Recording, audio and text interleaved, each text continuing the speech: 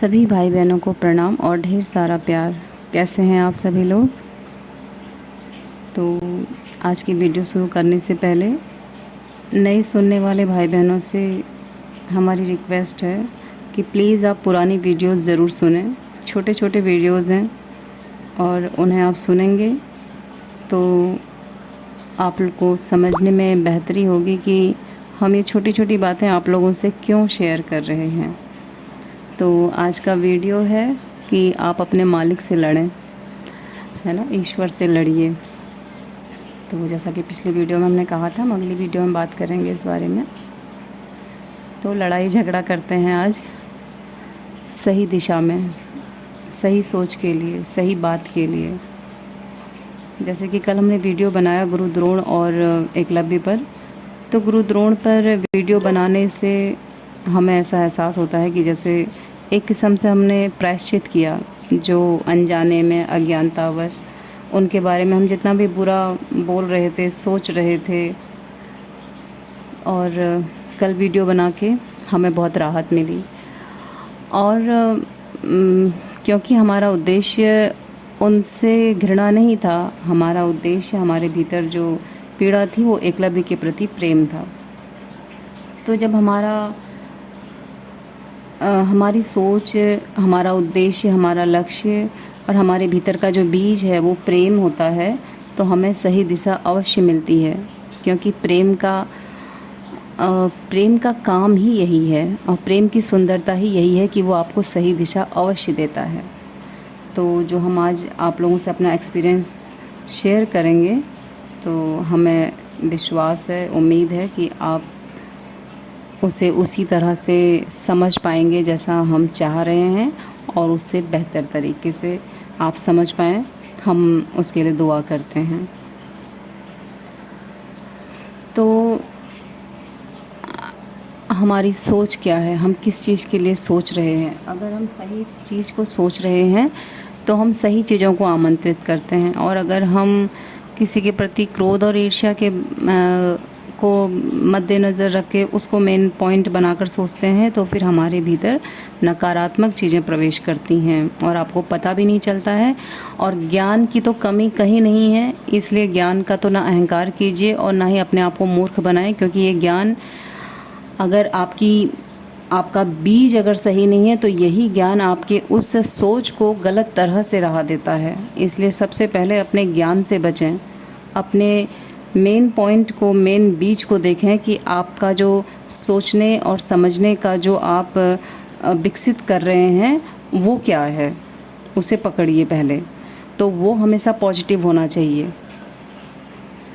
तो शेयर करते हैं आपसे अपना एक्सपीरियंस।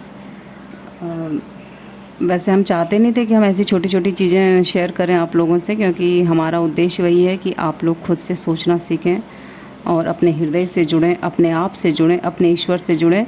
आपके जो भी सवाल जवाब हैं आप उससे लड़ें झगड़ें, आप उनसे करें। फिर भी ज़रूरत लगी है किसी चीज़ के लिए तो शेयर करते हैं। और तो उस दिन ऐसा हुआ था कि शाम का समय था और ये ऑफिस से आए, तो इन्होंने बोला कि चाय नाश्ते पर कि किसी 4 साल के बच्चे के साथ बहुत ही बुरी घटना हुई है। और जैसे ही इन्होंने ये चीज़ें बताई, चाय नाश्ता चल रहा था लेकिन हमने रिएक्शन तो नहीं किया, लेकिन वो चीज़ें अंदर काम करने लगी। और हम बातचीत कर रहे थे बाहर भी, लेकिन अंदर सवाल जवाब मंथन शुरू हो गया माता रानी से। उस समय हम ध्यान नहीं करते थे, तो बहुत ही बुरा लग रहा था क्योंकि खुद का भी 4 साल का बेटा था उस टाइम पे।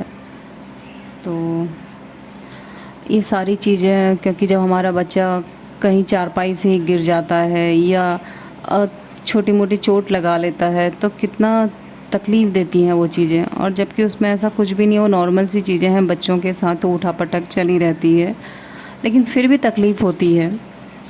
तो ऐसी चीज़ें एक माँ के सामने हुई होंगी तो उसने कैसे सहन किया होगा, कैसे सहन कर पा रही होगी, कैसे अपने आप को ताकत दे रही होगी।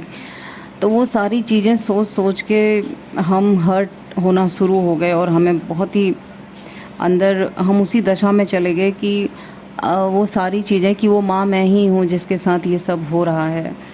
और वो चीज़ें बहुत ही ज़्यादा, बहुत ही मतलब इस हद तक की पीड़ा से गुजरने लग गई वो कि फिर उसकी कोई था नहीं थी, और हम अंदर ही अंदर टूटने से लग गए। और बाहर का काम सब कुछ चल रहा था, क्योंकि थोड़ा सा हम जाहिर भी नहीं कर रहे थे कि इस तरह से हमें अंदर द्वंद्व चला हुआ है। तो हमने सारा अपना काम निपटाया, क्योंकि खाना वगैरह सब कुछ बनाना था। तो वो सब कुछ हुआ, लेकिन माता रानी से सवाल जवाब शुरू हुए कि आप अगर सर्वशक्तिमान हैं, आप भगवान हैं, आपकी मर्जी के खिलाफ एक पत्ता नहीं हिलता है, किसी की पलक नहीं झपकती है, दिन रात नहीं होते हैं, सूर्य चंद्रमा सब कुछ आपके हाथ में है, तो एक दुष्ट इंसान आपके हाथ में क्यों नहीं था? आपने उसको मृत्यु दंड क्यों नहीं दे दिया उसी समय? उसका बुरा करने से पहले आपने उसको नष्ट क्यों नहीं कर दिया? तो ये सारी चीज़ें, बहुत सारा सब कुछ दिमाग पे चल रहा था कि आप सर्वव्यापी हैं, तो आपकी नज़र से तो कुछ भी नहीं छुपा हुआ है, तो फिर किसी मूर्ख ने ऐसा घिनौना काम कैसे किया? आप एक माँ होते हुए आपने एक माँ की पीड़ा को क्यों नहीं समझा कि जब उसके सामने ऐसी चीज़ें होंगी तो वो माँ कैसे इस चीज़ को सहन कर पाएगी? तो वो सारी चीज़ें हमारे अंदर, ये सारे सवाल जवाब चल रहे थे। फिर वो सीधा नॉर्मल सा एक जो जवाब आता है, जो ज्ञान सार्वभौमिक है कि कर्मों के फल, जैसा कि आप भी बोल रहे थे कि मैं इस बात को नहीं मानता हूँ। तो यही बात है कि जब हम ध्यान नहीं करते हैं, जब तक भीतर से नहीं आता है, तब तक हम उसको धारण नहीं कर पाते हैं। तो ज्ञान तो सभी को है, ज्ञान हर किसी को है। ज्ञान, जहाँ तक मेरा अपना अनुभव है, जितना मैंने एक्सपीरियंस किया है चीज़ों को, तो इस तरह का जो ज्ञान है वो आप किसी गंदे से गंदे, खूंखार से खूंखार और घिनौने से घिनौने कृत्य किए हुए आदमी को पकड़ लें, उसे भी ज्ञान है इन सारी चीज़ों का कि क्या सही है और क्या गलत है। उसके बावजूद भी वो बेचारा वहाँ है ना। तो और आप किसी महात्मा को पकड़ लें, उसे भी वही सब कुछ ज्ञान है, बस फ़र्क यही है कि वो अपनी प्रवृत्ति के अनुसार, वो अपनी इच्छाओं के अनुसार, वो अपने अहंकार के अनुसार, वो अपने बनाए हुए मायाजाल के अनुसार, वो इन सारे भौतिक लोभ लालच में फंसकर वो बुरी चीज़ों का चुनाव करता है, और एक महात्मा, एक सही इंसान सही चीज़ों का चुनाव करता है। इन दोनों को सही गलत का ज्ञान है, इसीलिए ये अपना अपना मार्ग चुनते हैं। और सभी आत्माएं पूरी तरह से स्वतंत्र हैं, पूरी तरह से स्वतंत्र हैं। उनके ऊपर ईश्वर का कोई बंधन नहीं है कि वो क्या करेंगे और क्या नहीं करेंगे। आपको सब कुछ, आपका विवेक दिया हुआ है, आप एक चेतन अवस्था में है, मनुष्य पूरी तरह से चेतन अवस्था में है। अगर वो जागृत हो तो वो पूरी तरह से स्वतंत्र है। उसको सारे, एक किस्म से जैसे कि आप शिकार के लिए जंगल में जा रहे हैं तो आपके पास सारे औजार हैं, तो हमें भी यहाँ जब भेजा गया है तो हमारे पास सारी सोचने समझने की सब कुछ शक्तियाँ हैं। और अब आप पे डिपेंड करता है कि आप किस रास्ते को चुनते हैं, और आप जिस राह का चुनाव करते हैं वही रास्ता आपके लिए आगे की ओर बढ़ता रहता है। आपका पहला कदम आपके दूसरे कदम को निर्धारित करता है, इसलिए हमेशा सचेत रहें। आपका एक विचार आपके दूसरे विचार को आमंत्रित करेगा और आपके व्यवहार को बनाता है। तो व्यवहार आपके कर्म को बनाना शुरू कर देता है, सब कुछ। तो फिर उसके बाद ये चीज़ें बहुत ही हर्ट होने लगी, और हम माता रानी के साथ हमारा द्वंद्व, बहस वगैरह, हर तरह के सवाल थे उसमें। अब हम एक एक चीज़ तो एक्सप्लेन नहीं कर सकते हैं, लेकिन आप यकीन करें कि आप लोगों के भीतर जितने भी किस्म के सवाल हैं वो सारे सवाल हमने किए। माता रानी कहने का मतलब ये होता है, जो हम आज की तारीख में समझते हैं कि जो हमारे भीतर लौ है, जो हमारे भीतर परमात्मा है, हम उसको उस समय माता रानी के रूप में देखते थे और माँ के रूप में ही संबोधित करते थे। तो ध्यान से पहले वो सारी चीज़ें माता रानी थी, और आज की तारीख में वो ईश्वर है। तो उन्होंने सारे सवालों के जवाब दिए, लेकिन वो धारण नहीं हो रहे थे। जैसा कि हमने बोला कि वो हमेशा हर सवाल का भीतर से जवाब मिलता था, लेकिन उस बात पे, वो चीज़ की, उसकी पीड़ा जो थी एक माँ की, उसके आगे वो सभी जवाब जो थे फीके पड़ रहे थे। हमें किसी से भी संतोष नहीं आ रहा था। तो हम धीरे धीरे बहुत ही बुरी तरह से पजल होने लग गए थे, और हमें था कि ये लोग बस कब बोलें कि इनकी रोटियां हो गई हैं और हम ये सब छोड़ें। तो जैसे ही इन लोगों ने बोला कि हमारा हो गया, और हम सब कुछ छोड़ छाड़ के सीधा अपने बेड पे जाके गिर गए। और जैसे ही बेड पर गिरे हमारे शरीर से पूरी तरह से एनर्जी जा चुकी थी, पूरी तरह से हमारी आंखें खुली की खुली थी और हमें ना एक उंगली हिलाने की क्षमता थी और ना ही पलक झपकाने की ताकत थी, क्योंकि ये लोग परेशान हो रहे थे। और फिर हस्बैंड भी थोड़ा सा रूड होके थोड़ा सा डांटने की कोशिश कर रहे थे कि थोड़ा डरेगी तो उठेगी, प्यार से बोलूँगा तो और ढीली पड़ जाएगी। तो जैसा नॉर्मली बिहेवियर होता है इंसान का कि थोड़ा डरा के बोलूँ तो उठ जाएगी, तो ऐसा नहीं था, क्योंकि भीतर जो दर्द था, जो पीड़ा थी, उसके ऊपर बाहरी चीज़ें, इन चीज़ों का तो कोई भी मायने नहीं था। और हमारा बेटा आया और उसने हाथ पकड़ा और वो बोलने लग गया कि मम्मी जय माता से नाराज़ हो गई हैं और वो जय माता दी नहीं बोल रही हैं, इसलिए मम्मी की पावर जा रही है। और वो हमें बोलता है कि मम्मी जय माता दी बोलो, आप बिल्कुल ठीक हो जाओगे। और हमें तो गुस्सा था कि हमें तो बोलना ही नहीं आज माता रानी से। और फिर वो हमें हाथ पकड़ के जय माता दी देने लग गया, छोटा सा बच्चा था। और बस लेकिन हमारे अंदर से दृढ़ संकल्प था कि आज जय माता दी होगा ही नहीं, क्योंकि आज जो आपने काम किया है वो एक माँ को बिल्कुल भी शोभा नहीं देता है। तो हम उनसे बहुत लड़े।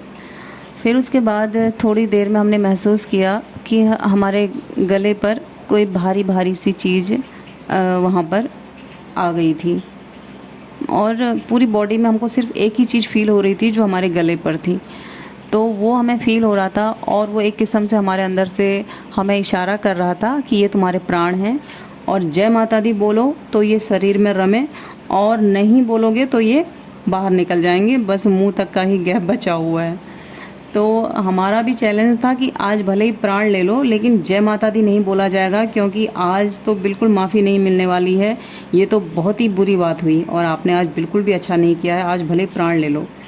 और मैं इस गलत बात के लिए आपके सामने आज झुकने वाली नहीं हूँ। तो उसके बाद पता नहीं कब नींद आई या क्या हुआ वो हमें नहीं है मालूम, इन लोगों ने लाइट ऑफ कर दिया था और हमें उसके बाद जो होश आया है, वो जो हुआ है उस बीच में वो हमें सब मालूम है, लेकिन वो हम आपसे शेयर नहीं करेंगे। वो बहुत ही शानदार चीज़ थी। उसके बाद हम जय माता दी बोलते हुए उठे और हमने अपने पैर को बहुत ज़ोर से किक किया था और बेड पर उसने आवाज़ की और हमने ज़ोर से बोला जय माता दी। और जैसे ही हम उठे तो हम बहुत ही शांत और बहुत ही शांत ऐसी दशा में थे जो हम मोस्टली अब ध्यान के बाद महसूस करते हैं, प्रेम से भरी हुई दशाएं। और उसके हम फिर उठे और अपने किचन में गए, हमने अपना किचन समेटा। फिर हमने चिंतन किया कि आखिर ऐसा क्या हुआ जो हम उस दशा से इस दशा में पहुंच गए हैं और ये इतनी शानदार दशा है। ऐसा क्या कर दिया माँ ने कि हम मान गए इस बात को। तो दशाएं बदलती हैं, लेकिन आप पहले अपने लिए सही दिशा का चुनाव कीजिए। तो ये तो हो गई लड़ाई झगड़े वाली बात कि क्या आप कभी अपने ईश्वर से इस तरह से लड़े, आपने कभी उनसे बातें की, क्या आपने उनसे शिकायत की। और इस तरह से हम ईश्वर की निंदा कर रहे हैं, हम महान लोगों की निंदा कर रहे हैं और इतनी भीड़ में, इतने लोगों के बीच में लोग वैसे ही अनैतिक हो रहे हैं, शिष्टाचार और संस्कारों से दूर हो रहे हैं। तो हम उन्हें और भी बहाना दे रहे हैं कि हाँ सभी लोग बुरे हैं तो तुम्हें भी पूरी तरह से अधिकार है कि तुम भी बुरे हो जाओ। तो हमें इस तरह का बेवकूफ़ी भरा काम नहीं करना चाहिए कि हम भी डूबे और तुम्हें भी ले डूबें। तो उससे बचिए। हम उसी के लिए ये वीडियो बना रहे हैं कि चिंतन कीजिए, अपने ईश्वर से बात कीजिए, अपने आप से बात कीजिए। आपके भीतर सभी सत्य मौजूद हैं, उन्हें जागृत कीजिए। और अभी भी हमने आपको जो कुछ बताया है ये आपको स्वतः ही धारण नहीं होगा, ये भी एक ज्ञान के तहत आपके अंदर सिर्फ आपके ज्ञान का जो गोदाम होता है उसकी बढ़ोतरी करेगा। लेकिन जब ये समय आएगा तो ये आपको राहत नहीं दे सकता है, क्योंकि ये आपके भीतर से उपजा हुआ नहीं है। स्वयं से उपजाएं, वही आपको मदद करेगा। और वो उपजेगा तभी जब आप एक सही विचार को लेंगे और उस पर आप अपने ऊपर काम होने देंगे, काम करेंगे। ईश्वर से प्रार्थना कीजिए अपने लिए कि वो आपके लिए मार्ग खोलें, और वो खोलते हैं इस विश्वास के साथ, ऐसा सत्य है। तो अगली वीडियो में कर्म फल का सिद्धांत जितना हम समझ पाए हैं वो हम आप लोगों से शेयर करेंगे। तब तक के लिए